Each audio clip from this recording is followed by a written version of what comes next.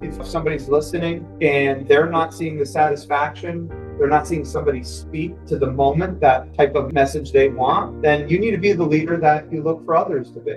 If you don't see the leader in the room that you want there to be, then that's a sign for you to stand up. I think there's a shortage of leadership all around. Leadership in our schools, leadership in our churches, leadership in our government. But I can only, as one person, do so much. You need other people to get involved too. And in government, unfortunately, it's different pressures and incentives and its motivation, because it's really about self-interest. That's unfortunately why so many people hate politicians, because it's the art and science of calculated self-interest. So many decisions that are made that affect us might be passed off as if they're benefiting the community, when in reality, there's a personal or political self-benefit to that interested politician. I personally believe that one of the best qualities of any great leader is that they're self-aware.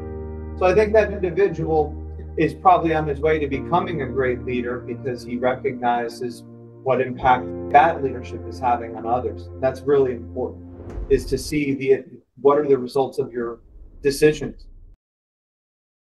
Ready to embrace the magical side of life, where anything is possible and the infinite is accessible to all? Let's have a conscious conversation about what's going on in the world, in your life, and your relationship from the expanded perspective of your soul. The path to awareness begins and ends in the heart. So let's take it there, one step at a time, and learn to cultivate magic in your life every single day. In each episode, we share a collective space in which we discover the unique facets of our own magic and embody our superhuman qualities by humbly exploring how it's super simply to be human. Hosts Kaí and Dell co-create a magical experience to remind you that you are magical as fuck. Now, be unleashed. This is our daily magic.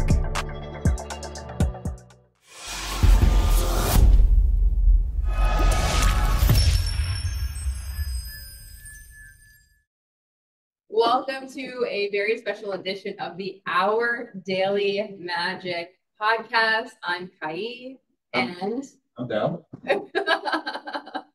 We have a very special guest today. We've got some things to talk about. So would you like to introduce our amazing guest? Yeah. So before I get into I'm going to get an informal introduction. So our guest today is a very dear friend of mine. He's a brother of mine. We suffered a lot together. Shouts to CrossFit, Unbreakable, Parsippany. But this is going to be an engaging conversation for our audience today, because as I was talking to Justin and talking to my wife before we started recording, we're going to spend some time talking about something that, especially in the spiritual mindful community, people want to sway away from. People don't want to talk about it just because of all the combat that's going on. I'm talking about politics, the us versus them, blah, blah, blah, blah, the conflict and things like that. What this conversation is going to be about is creating a new possibility of what can happen when people just come together, have conversations, even in the midst of maybe there's some things we don't agree upon. We can have an engaging conversation that's going to make a difference for us and for whoever listens to it. So if you're willing to be a part of this journey, listen. And for those of you who don't, I'm already letting you know you can leave. So with that being said, let me give the formal introduction. I want to make sure I pronounce your last name right. Musella? You got it. Let's go. Justin Musella is a young conservative leader and a councilman of Parsippany-Troy Hills, New Jersey. He was elected to the town council in 2021, where he fought for smart, lean government, fiscal responsibilities, and community value. He has been involved in politics since he was a teenager. We're going to get into that. Working on the Governor Christie's campaign and rise into leadership positions in the Morris County Young Republicans and the Parsippany Republican Committee. He has been recognized as one of the most influential millennials in New Jersey politics by Inside New Jersey. And one thing he forgot to mention here is he is currently running for the mayor of New Jersey, or mayor of Parsippany, New Jersey. One step at a time, Del. Yeah, that's governor. Yeah, one step at a time. So, without further ado, I want to introduce you guys to Justin Musella. Woo! Thank you for having me, and I appreciate everybody out there listening. And to Dell's point, we're going to talk about something that is probably uncomfortable for most people, which is politics. I know it's uncomfortable for me a lot of times, but I really appreciate you giving me an opportunity to talk about what I'm up to, and hopefully give some value to your listeners. Yeah, absolutely.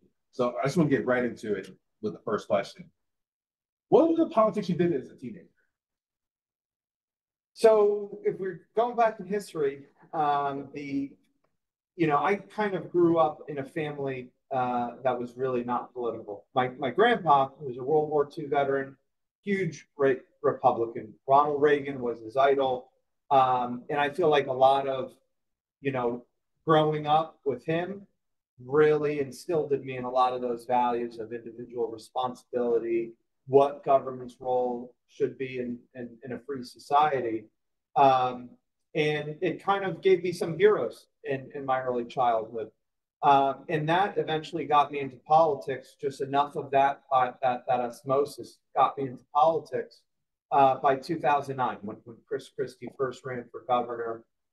I volunteered for his campaign, and it just was something that I really loved. I developed a passion for going to people's homes, telling them, asking them to vote for, Governor Christie at that time. And then it was in sort of, caught the bug. And then from there, after college, I came to Morris County, and I got involved with the Morris County Young Republicans. I became the chair of the organization for 2 terms. And then, as you heard, ran for council in 2021. So I would define probably most of my early childhood to adulthood has been spent in New Jersey politics. Yeah. Yeah, I was thinking like something like student council or something like that. You're doing some big stuff. Maybe I skipped it. right. You did the PhD. Yeah. Went right straight for it. Yeah. I have a question. So there's this phrase, right, that a lot of people think that they're a fan of coffee, but they're actually a fan of creamer, right?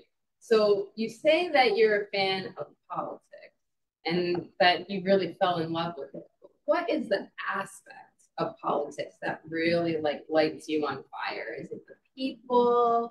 Is it the the social dynamics? Like, what part of it just lights you on fire? That's a really good question. Probably the question I get the most. And for me, I love to help people. That's why I think anybody should go into elected office, because ultimately, whether you're a Democrat or a Republican, the policies that you pursue with the authority of that office are going to impact people. And you have at the local level, which is where I serve right now, I have an enormous impact on the day-to-day lives of about 60,000 people in Parsippany and more, much more than what happens in Washington, D.C. What happens locally impacts you way more than what's going on between, Joe Biden in the House and Trump and Kamala. And when you get those wins of, for instance, filling a pothole, helping somebody with a permit, ensuring that their roads are paved, and then being able to navigate government to help people's lives in a really meaningful way, that I think you know, for me, gives me way more value than any money that you could get out of it. So I think the difference that you make in another individual's life through the power of government is why, you know, I got into it and what I get most out of it. That's brilliant. Because like I was coming from 46, getting on 287, and one morning there was a pothole that just wasn't there. And I'm like, who do I thank for this? Now I know. Yeah. Well, you thank me, so you blame somebody else when you see the pothole, but you thank me when I fill it. Right.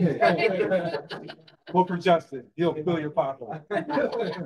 You know, like that, see, like a lot of that people don't realize, like people think that, you know, at really the local level, you're not talking about the nationwide issues. You're not talking about immigration and abortion, issues that are very divisive, very controversial. At the local level, there is that saying, there's no Democrat and Republican way to fill a pothole.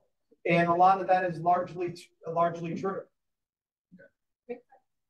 He actually said something very profound. And this is for people who are watching this right now. Maybe you see what's going on the nation level and you're saying, oh, screw this. And I hear something like, oh, screw it. I'm not voting at all because of what's happened nationwide. And what Justin mentioned is the local impact, the local voting local, finding out who you can vote for to be that type of leader to make an impact locally for you. That is something to really think about because there's so many people out there who have this assumption that I'm not voting at all because the whole, I don't want to vote for anyone. I don't want to vote for Trump. I don't want to vote for Kamala. I'm not voting at all. So they completely dismiss the votes, like those important votes. But what happens in your home? That's something, the worst thing you can do is not vote because other people have bled and died for your right to vote.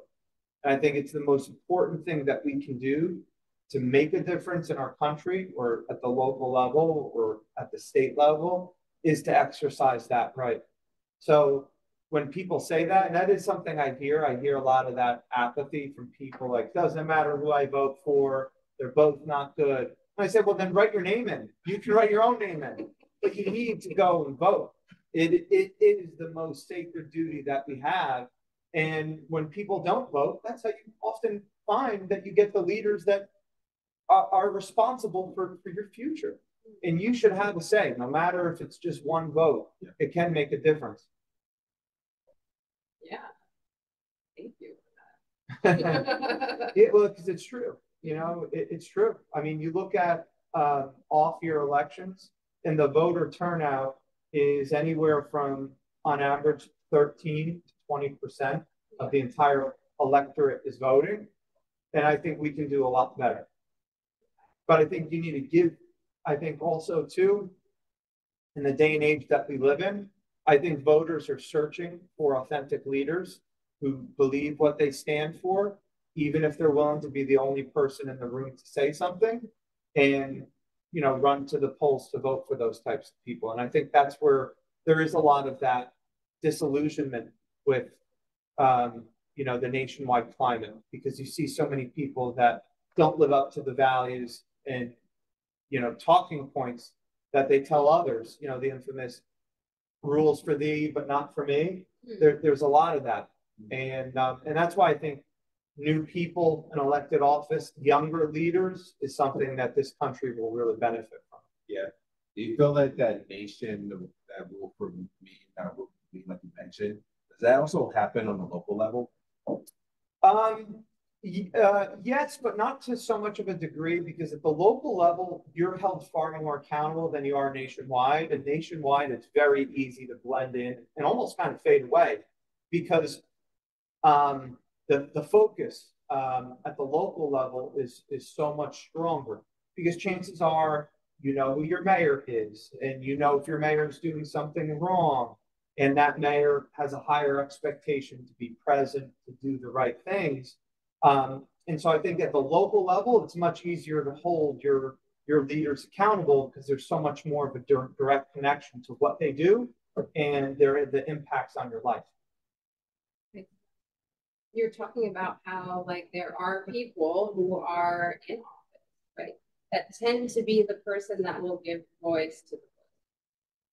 were you that kind of person growing up, or do you feel like you fit into another category? Were you like always really verbal and like? Yeah, I mean, I would say I was always fighting the teacher. Yeah. You know, like in college, I was fighting the liberal professor because I was a conservative, and I would be arguing with the professor. But I will say it never impacted my grades because sometimes professors would like pull me aside and say, "Hey, you know, I really appreciate that you make the class interesting, or that you don't spitball my own ideas back to me."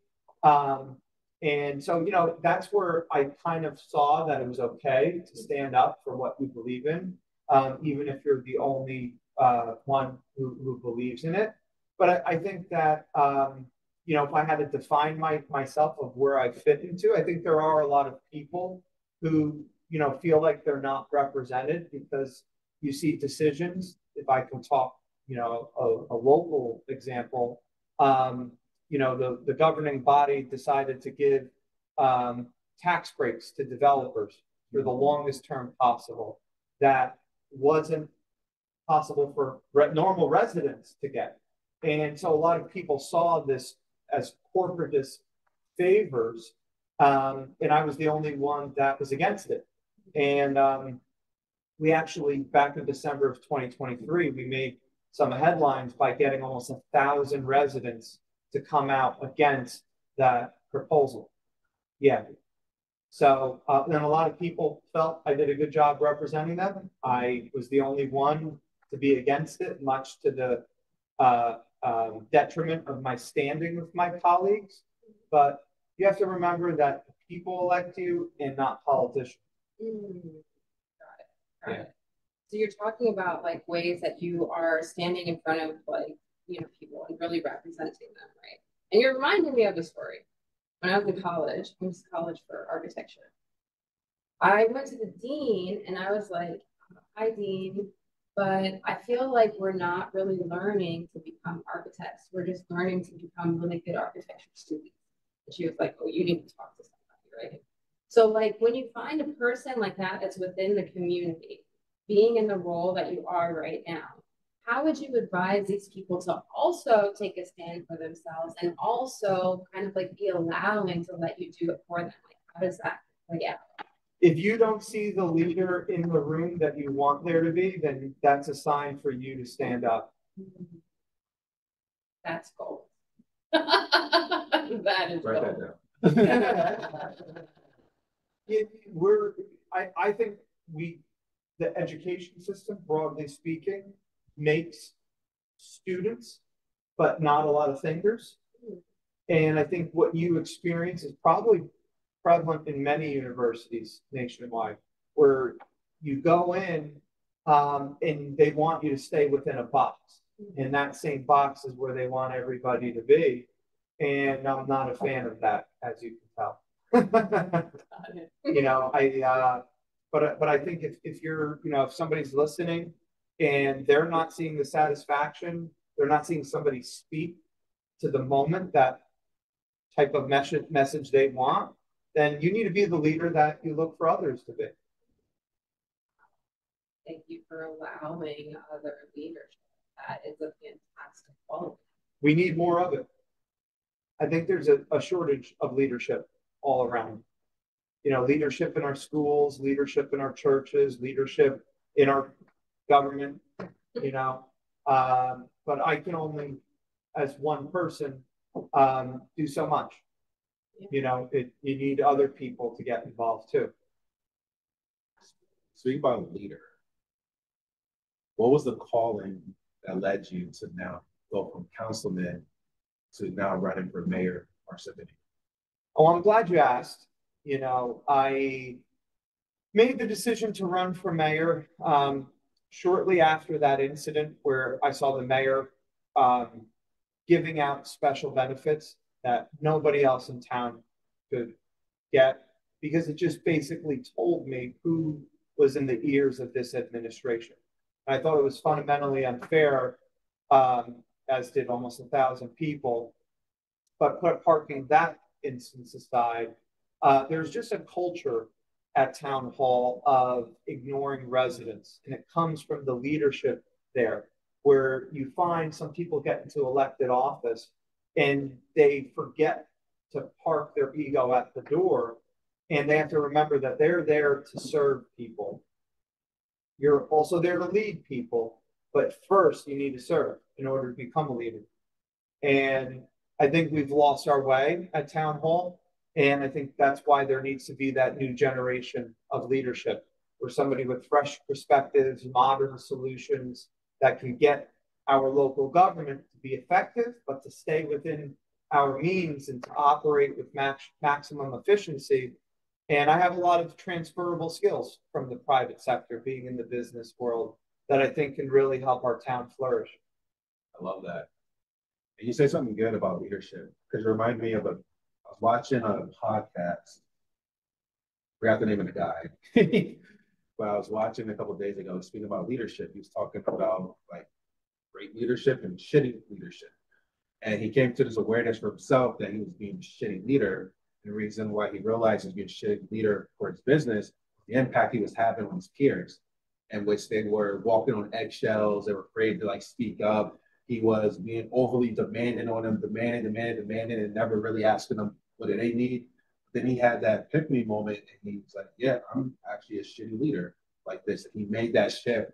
Sort of like what you're saying, of being that type of leader with empathy, understanding what does the people need? How can I be of service as well for people? And that helped to impact his business and expand even more from being in that space. But also, I'm just thinking about that because a lot of times also in the corporate world, corporate leadership is the same type of dynamics. So it makes me wonder, is there like some type of societal conditioning of this is how a leader's supposed to be, like an old school conditioning of rah, rah, go, like that type of thing. Yeah. What do you think?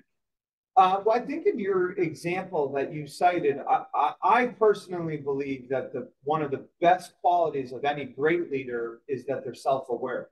So I think that individual is probably on his way to becoming a great leader because he recognizes what impact his present day bad leadership is having on others. That's really important, is to see what are the results of your decisions. And, I think, in the corporate world, it's so much about, P&L. It's about getting, measurable results. But ultimately, you have to, you survive or you die because the marketplace is extremely competitive. Mm-hmm. Now, governments can't die. Government doesn't go out of business, right? Because it can't.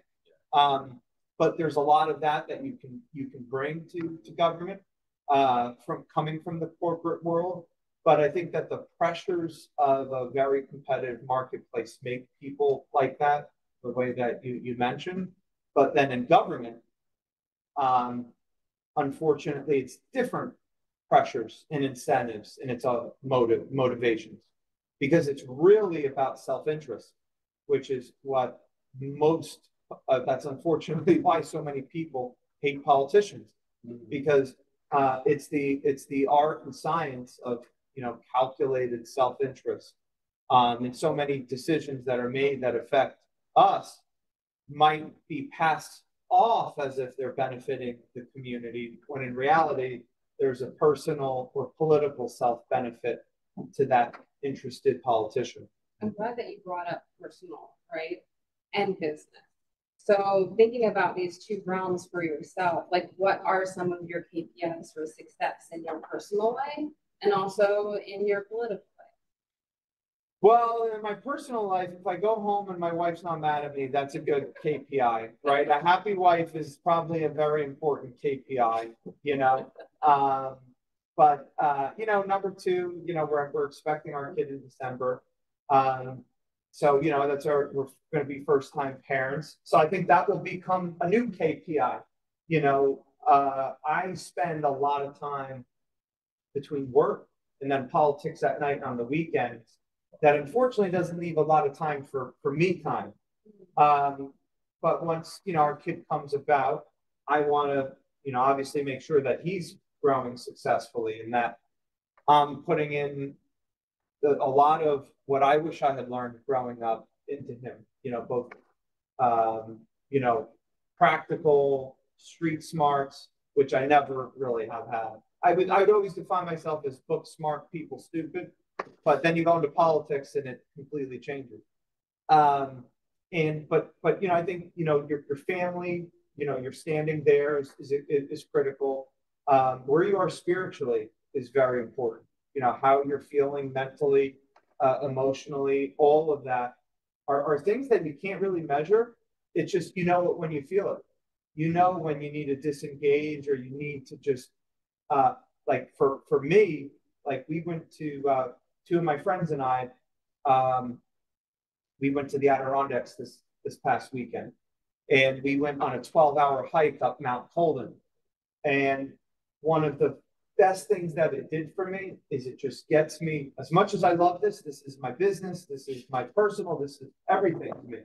But going to a place where you can kind of just reset the batteries and recharge it, being in nature, getting a phenomenal, you know, workout too. It was, you know, 14,000 steps. Yeah, was great for me. I think that's, you know, really critical. But the last thing is also a lot of reading. So I try and read about a book a month because it's really important to keep your mind sharp. And then when it just comes to the corporate world, I'm in sales. So unfortunately, I have the two worst titles that probably have ever been me. You know, I'm a salesperson by day and a politician at night. So, but I can tell you that salespeople are way more honest than politicians are. Even car salesmen? Even car salesmen, yeah. And then, you know, sales, I'm evaluated by a number. I have to bring in business. If I don't bring in business, I'm out of a job. Yeah. Okay. I feel like that's for both, right? That KPI. You don't perform. Yeah, you generally speaking, you know, you know, the channels for, you know, politics are, you know, what are you bringing home for your residents? What are you doing for them? And at the local level, as I mentioned before, it's very easy for them to evaluate how you're performing in your role. Are you making the right votes by the community? Do you back up what you told people you would do when you asked for their vote in the first place, which is very important. And then are you responsive? You know, one of the most important things that I think has set me apart from the others is effective constituent services. That's getting people help with permits, potholes, connecting them to the right, you know, help in government, all of those things. So my mind's constantly going, as you can imagine. You know, the KPIs never end. I think the cool thing is you're stepping into a role. Obviously, it's more responsibility, but it just sounds like you're just going to be up level what you're doing, or being a councilman. It's not like, hey, like you say, like a lot of politicians, oh yeah, you like me, da, da, da, da. And I'm sure a lot of you guys get the text messages in your phone and stuff like that, them bashing the other person, and we're gonna do this. Oh, Joe Snow did this. Da, da.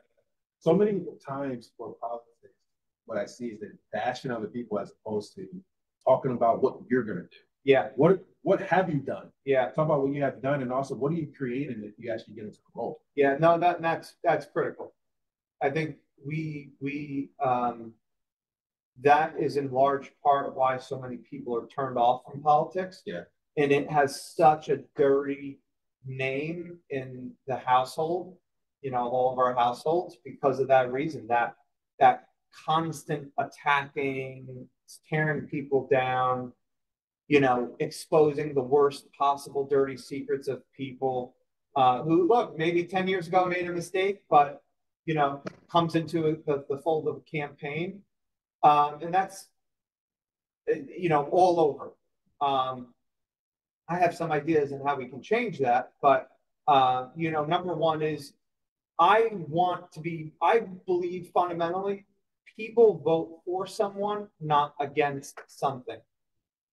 And I think that my focus is explaining to the residents of Parsippany how my candidacy as mayor will make their lives better. It says that, you know, clear cut. Now, my opponent, I will have to hold accountable on his decisions that he's made in an elected office to establish the contrast, because it is important to explain to people, some people who just are not engaged of what's going on. But the negative campaigning, the mudslinging, it's very much a part of the system nationwide. But I've, pretty much, that's not my style. It's been done to me. I don't like it when it's been done to me. So the cardinal rule I grew up with, do unto others. And that's where, I'm at. Yeah. You guys debate? I hope so. Yeah. Yeah. Look, I would say at a local debate, local election, they'll probably have one or two debates. Wow. Usually in New Jersey, it's the League of Women's Voters that will sponsor the debates. And I think they're really important. People want to duck them. People don't want to do debates. I can't think of anything more harmful than if debates stop happening, because that's where you as a voter, you get to hear the contrast of visions. Where does one side want to take the country? And where does the other side want to take the country? And then you have to take all that information in and decide how to cast your vote. And the only thing that I can do is articulate what my vision is and where we'll go. Actually, a great question to ask you. What is that vision? My vision is, generally I don't tell people how the plane works. I just tell them how we get to Las Vegas. Yeah. But the vision for me in Parsippany is one where government, when you call and you need something, people pick up. They have a good attitude. They're responsive, and they deliver results for our residents. That we do the most within our local budget without having to continue to tax residents or borrow more money to pay for things that we need. And it's also to look at how to bring in new revenue sources. For instance, I was one of the first candidates. I was the first person to call for reversing our cannabis ban in Parsippany. And people went ballistic almost 4 years ago. They thought that people would overdose in the streets, even though you can't overdose on cannabis. And now we're at a point where even my opponent in the mayoral primary is probably going to support the council in reversing the cannabis ban, which could be a very big revenue source for the town. So I think, those are some of the things, modern solutions, thinking outside the box, how to do more with less, are all of what, my vision about, making Parsippany a better place entails. Yeah. Did you touch on everything that you wanted to touch on in regards to spirituality? Because you had some really good points that you were bringing up earlier. Please remind me. I'll remind you to an extent, but also if there's something there for you, feel free to keep. I don't remember that. We were talking about how people shy away from politics, or even talking about it or thinking about it. I did it at your introduction. I know, but I'm asking you, did you get to everything you wanted? Oh yeah, yeah. Okay. Great. Dell's being a little shy. That's okay. I'm not shy. I'm just like, what other than what I said? Okay. It's good to hear different ears listening, and maybe there's something deeper. Oh, you said this. Got it. We got to what Justin feels. How do you feel about spirituality and politics? Do you shy away from politics at all? Or are you okay? Okay. Yeah. It's all part of the equation, but then also a candidate like Justin is showing the possibilities of people who actually are backing what they say with integrity. But a person's already doing it with integrity. And it's also the reminder, because it's easy when you hear like politics or sales, you're the combination of both. People put it in one box. Oh, a salesperson's sleazy, they're gonna try to take advantage of me and things like this. Oh, and can you imagine when a politician that is a salesperson comes to their door, what they think? Yeah. Wow. Yeah. I can only imagine those conversations. But it is, spiritually, I'm a very spiritual person. We go to church. I think the Bible informs a lot of how I live my life, and defines a lot of my habits. But I think government is what gives you your rights, yeah. But your freedoms and your liberty comes from our Creator. It's a very important distinction because I don't believe that government should be run according to the precepts of the Bible, right? Yeah. Should be run according to the precepts of the Constitution. But I think that the people that go into government that are spiritual and have a lot of the morals and values, yeah. That regardless of religion, because all religions teach good habits generally, and have good principles to shoot for. I think that's really important. People who go into government that have those convictions, because that tells you a lot about their character. Yeah. And I think the worst thing that can happen for us is this trend in society where everybody has to be perfect. Mm-hmm. And if we continue to go in that direction, all we'll have is empty vessels at the end of the day. And I would prefer, some blocks in the scotch than an empty vessel any day of the week. You had a very interesting point with it, and that's one of the issues that I hear a lot of people are saying with politics. How some of the politics was it the trying to think of the word for it. When they're passing a law or a plan, how it's heavy on like a religious belief, certain religious beliefs, how it's being forced upon. So, like for example, the abortion thing that's happening. I don't know what else. Same-sex marriage. So things like that being pushed for the agenda from certain religion out there that's causing conflict. So I like what you're mentioning of this the multiple ways of beliefs and really not forcing it, but like just being it. You're being what you believe in, what you do. Yeah. As opposed to forcing everyone else needs to be this way. It's more so I'm going to be what I believe. I'm going to bring my message from that message. Yeah. Pretty powerful. Well, yeah. I mean, look, when you try and enforce a law that only 51% of the country supports, the division only continues to grow. And I think we need a government that moves away from trying to regulate every economic and social habit that individuals have.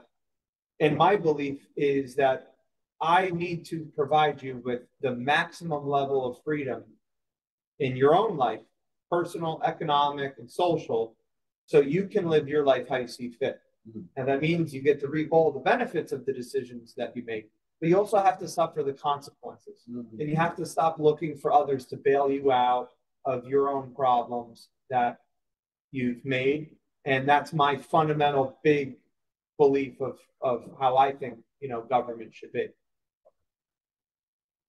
Well, that's how we were founded, right? The founding fathers said that, the United States should be a government that, would treat its citizens the same way you would cook a small fish. Very tender, very mild, and wouldn't be so intrusive into, your personal liberties, which I think, we need to move in a direction of more freedom than less freedom. I truly believe, like, if there was a way for both parties, both sides to come together, have conversations with each other, not with the intention of trying to force you to believe my way or vice versa, but really it's like, hey, let's have a conversation so we can discover what we really want, like the essence of it. And then how can we create that together, like a win-win type of thing, as opposed to this is the win.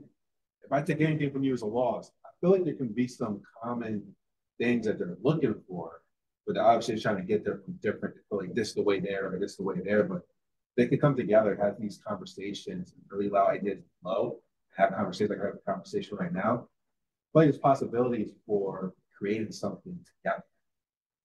But Yeah, you look, politicians are people just like everybody else. Yeah. And you have to make it politically profitable for them to do that. So they will start doing that. Yeah.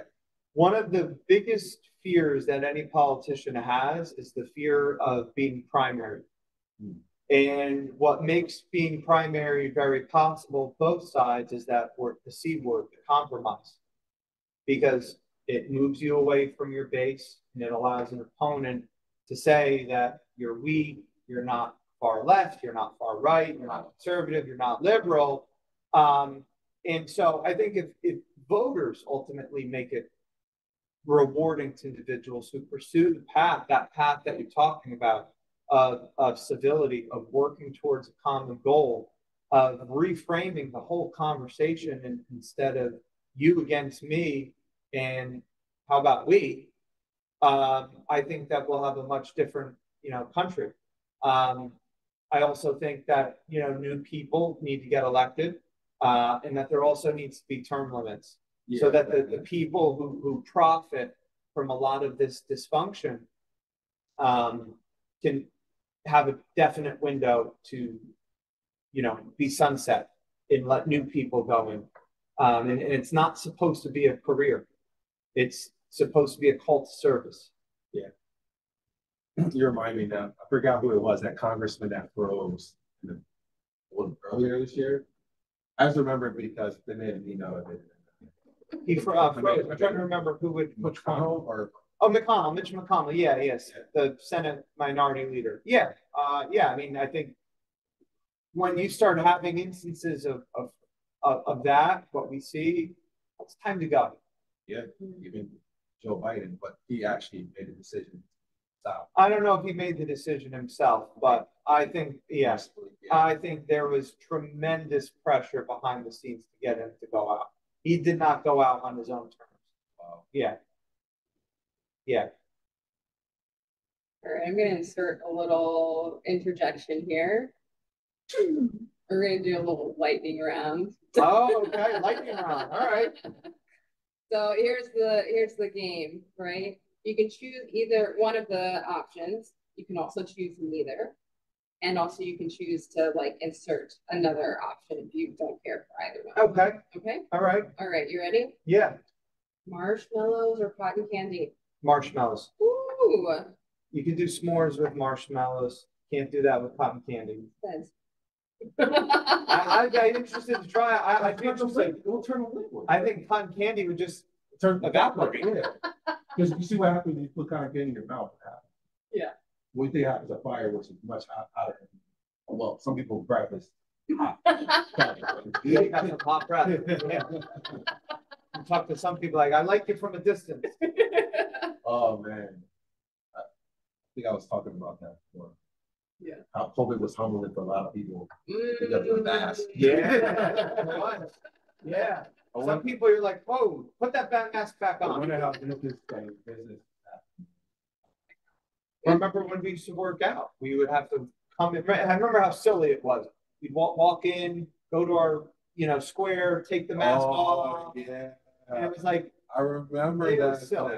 Yeah, that was madness. And then the gym was shut down. Yeah. One person would get COVID, and then the gym got shut down. Yeah. That was interesting times. I know. It's hard to believe it was that 4 years ago. Yeah. I had a conversation with somebody. This kid was a senior in the beginning of the pandemic. His senior season, football, he was ready. He was about to play and get a scholarship and things like that. So then that's when the pandemic happened. Mm-hmm. The season got canceled. Yeah. His prom got canceled. I know where this is going. This guy just went down to this rehabilitated regret. Yeah. And resentment. Yeah. He felt some type of that was my took so many people out of their normal cadence and rhythm. Yeah. And their purpose. And I was like, I feel bad for those kids that didn't get that senior season. I just think about that. Senior season is magical. Yeah. To not be able to do that, man, it made me grateful for me having that. But I'm like, yeah. Man. Yeah. I wish they would have just let him stay back. Hey, yeah. Play season now next year. I feel for him. Yeah. Cool. Lakes or oceans? I like both. Like if you're camping by a lake and you want to go in and swim, I like a lake. But you also don't have to worry about a shark in a lake. But I love an ocean. Can I say both? Yeah, No? we'll allow it. Okay, all right. Allow it. Give me a little, exception. Got it. Tie or bow tie? Tie. All right. Freddie or Jason? See, Freddie, I was worried about when I would go to sleep, and Jason, I was worried about if I'm like walking around at night. But Freddie worries me more because some dreams scare you more than what's going on like when you're awake. Yeah. Yeah. Yeah. You get away from Jason somewhat. Yeah, you're awake, but Freddie, you're sleeping, and he's like, control your dream. Right. So no matter where you go, you think you got away. But then also Jason knows all the shortcuts because you never see it do like people run as fast as they can, and then somehow he's a step in front of them when he's just like doing a little brisk Sunday stroll. Did you see the one that came out? I think it was like 2009, 2010. The Friday 13 remake? Probably. Jason actually ran it. Oh, he ran in it. Oh, okay. All right. Well, Mike Myers was always the walker, the slow walker. You saw the last one? The last one? No, I didn't. Not good? Was it PG-13? No. They're making every horror movie worse and worse. But for the whole, because it was the end of Michael Myers. So for him, for what he survived the whole time leading up to that last one, all the killings that he did, the people that he killed, they had him in the last one being overpowered by a little kid, by a teenager. A teenage kid was punking Michael Myers. And I'm like, are you serious? Are you serious? Wow. This dude put a knife in the wall, grabbed a grown man by his head and crushed his cranium. Jeez. He let this little kid really is powerful enough to like do that to him. Justice for Michael Myers. Oh my goodness. If he becomes mayor, he's gonna make them remake Halloween. Chalk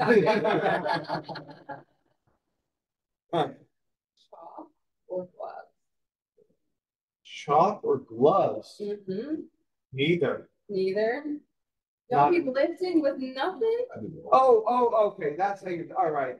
Yeah. Sorry, I thought you were talking about like chalk for the sidewalk. Yeah. Gloves. Yeah. I use grips.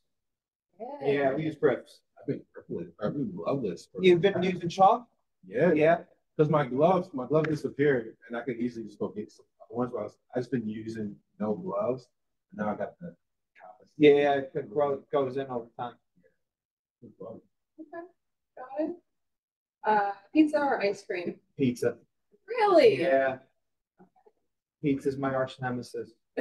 That's for some pizza. Meat lovers. Or garbage or meat lovers. I love when garbage is when they put everything in it: peppers, onions, mushrooms, pepperoni. Some like little slices of meatball. Oh, so good.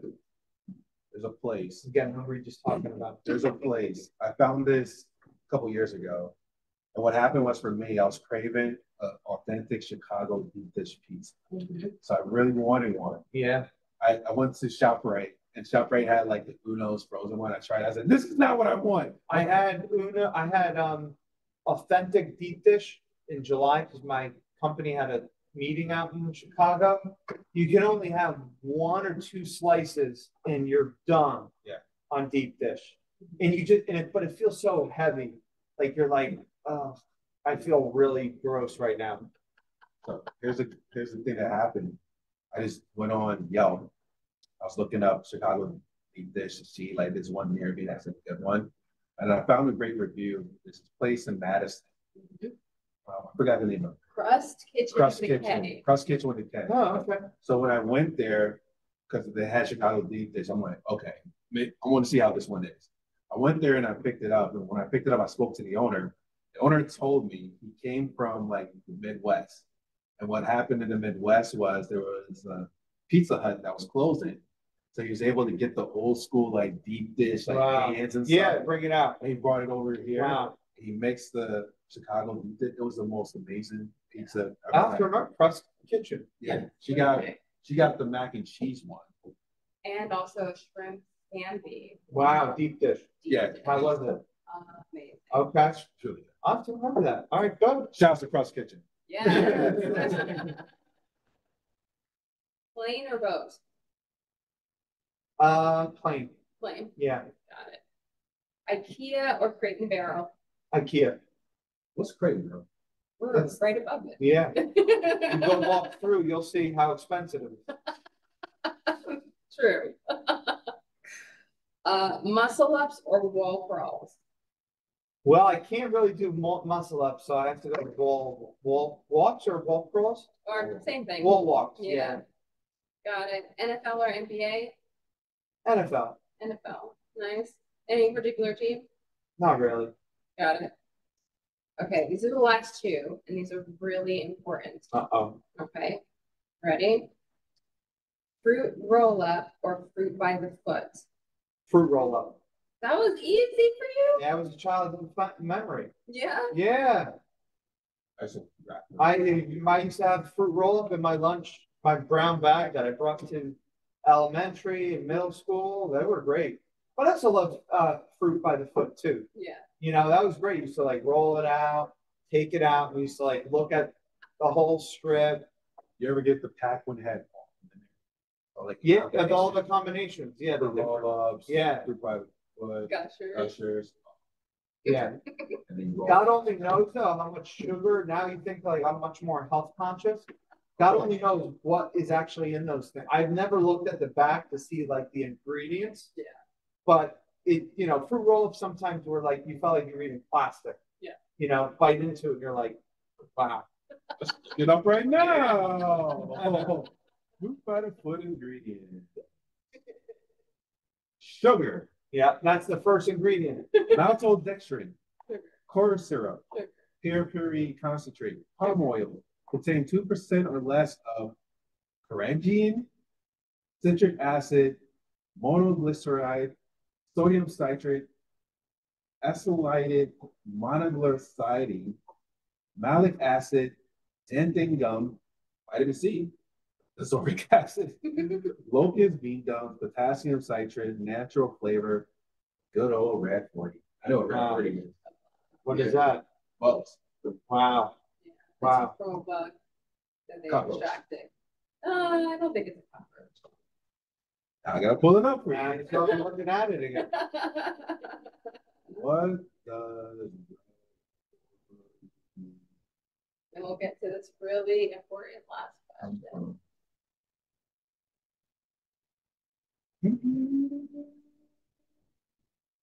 Oh, come on, Dell. It's from this bug called bug.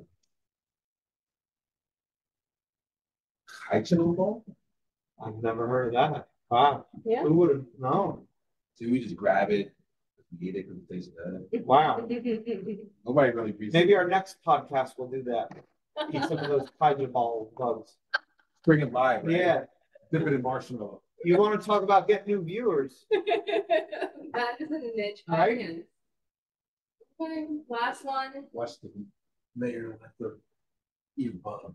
This is I'll do whatever it takes. what was that show with Joe Rogan? Fear factor. Fear Factor. Fear Factor. Yeah, that needs to come back. That was good. Yeah, it was. Ski or snowboard? I don't do any of those well. I Yeah. make the bunny slopes look hard, so neither. Neither. Yeah, Got it. That's our lightning round. great. Well, thank you so much for having me on. You know, this was really good to come in, talk to you guys about some topics that I think could be top of mind for, you know, a lot of your viewers and, you know, giving me an opportunity to explain, you know, how I feel and a little bit about me and, you know, where we're going into the future. You're welcome. So we're gonna let you give a parting message to the fellow voters in Parsippany who are deciding who to vote for mayor. And they're coming up to you. Who should I vote for and why? Why should I vote for you? Matter of fact, what would you say to them? Because they're watching right there. Well, if any voters that are listening to this are from Parsippany, you should vote for me because I believe I'm going to take our town in a fundamentally different direction. It's going to be a town that will be cleaner, a town that will be much easier to do business and for you to raise your family, for you to have a great education for your kids, and for somebody who's always going to deliver results. Boom. And also a guy who's raising his family with a new addition in this town. That's that too. Yeah, our roots are placed there too. Yeah.